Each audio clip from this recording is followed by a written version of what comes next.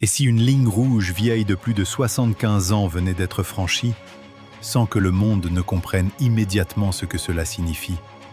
Et si, pour la première fois depuis 1948, une installation nucléaire jugée intouchable devenait une cible directe, non pas d'une puissance occidentale, mais de Iran lui-même? Ce que vous allez voir n'est pas un simple incident militaire. C'est peut-être le début d'un basculement stratégique mondial. Pour comprendre la portée d'un tel événement, il faut remonter à la naissance de l'ordre nucléaire moderne. Depuis la fin de la Seconde Guerre mondiale et la création de l'État d'Israël en 1948, une règle tacite s'est imposée. Certaines infrastructures sensibles, notamment nucléaires, sont rarement attaquées frontalement, sauf dans des cas très spécifiques et souvent indirects. Au fil des décennies, le Moyen-Orient est devenu l'un des terrains les plus explosifs de la planète. Entre Iran, Israël, les États-Unis et les puissances régionales, un jeu d'équilibre s'est installé, basé sur la dissuasion, les frappes indirectes et les opérations clandestines. L'Iran, accusé depuis longtemps de vouloir développer une capacité nucléaire militaire, ce qu'il nie officiellement, a été la cible de cyberattaques, d'assassinats de scientifiques et de sabotages, souvent attribués à Israël ou à ses alliés. En réponse, Téhéran a développé une stratégie asymétrique, soutien à des groupes armés, influence régionale et capacité de riposte indirecte. Mais une attaque directe contre une installation nucléaire, cela change tout. Car cela signifie une rupture avec une doctrine non écrite, respectée même dans les périodes les plus tendues. Si une telle attaque est confirmée ou même crédible, elle révèle plusieurs dynamiques majeures. D'abord, une montée en puissance de l'audace stratégique de l'Iran. Cela suggère que Téhéran estime que le rapport de force a évolué en sa faveur.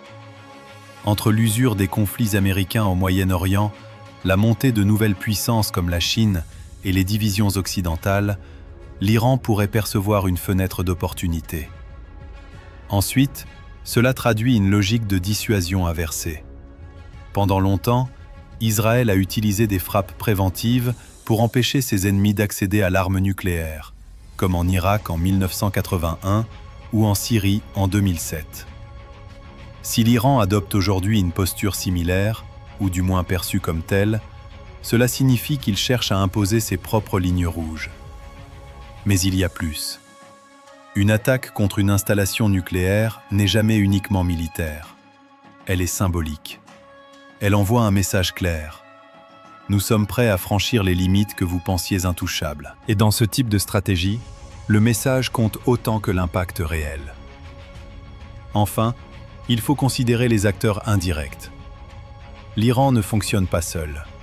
Son réseau d'alliés, du Liban à l'Irak en passant par la Syrie, constitue une profondeur stratégique. Une action de ce type pourrait être coordonnée, ou au moins intégrée dans une stratégie régionale plus large, visant à redéfinir les équilibres. Mais attention, dans ce genre de situation, la guerre ne se joue pas seulement sur le terrain, elle se joue aussi dans les récits. Les médias internationaux peuvent amplifier, déformer ou minimiser certains éléments selon les intérêts géopolitiques en jeu. Une attaque attribuée à l'Iran pourrait être utilisée pour justifier des sanctions, une escalade militaire ou une pression diplomatique accrue. À l'inverse, certains acteurs pourraient chercher à exagérer la portée de l'événement pour créer un effet de panique ou renforcer leur position. Il est donc crucial de poser une question simple. Qui bénéficie de cette narration? Car dans l'histoire récente, plusieurs incidents ont été instrumentalisés pour orienter l'opinion publique. Les armes de destruction massive en Irak, par exemple, restent un cas emblématique de manipulation stratégique. Cela ne signifie pas que l'événement est faux, mais cela signifie que son interprétation peut être orientée. Et dans un monde multipolaire, chaque puissance construit sa propre version de la réalité. Si cette attaque est avérée, ses conséquences pourraient être profondes. Au niveau régional, le risque d'escalade est immédiat. Une riposte israélienne est presque inévitable, ce qui pourrait entraîner une spirale de représailles. Le Liban, la Syrie, voire le Golfe, pourraient être entraînés dans un conflit élargi. Au niveau mondial, cela remet en question l'ensemble du régime de non-prolifération nucléaire. Si des installations nucléaires deviennent des cibles légitimes, cela ouvre la porte à une nouvelle ère d'instabilité stratégique. Pour l'Afrique, et notamment des régions comme l'Afrique de l'Est, les conséquences peuvent sembler indirectes, mais elles sont bien réelles. Une hausse des tensions au Moyen-Orient affecte les prix du pétrole, les routes commerciales et la stabilité économique globale. Et pour le monde musulman, cet événement pourrait renforcer les divisions ou, au contraire, créer des dynamiques de solidarité selon la perception des acteurs impliqués. Plusieurs scénarios se dessinent. Le premier, le plus préoccupant, est celui d'une escalade militaire directe entre l'Iran et Israël.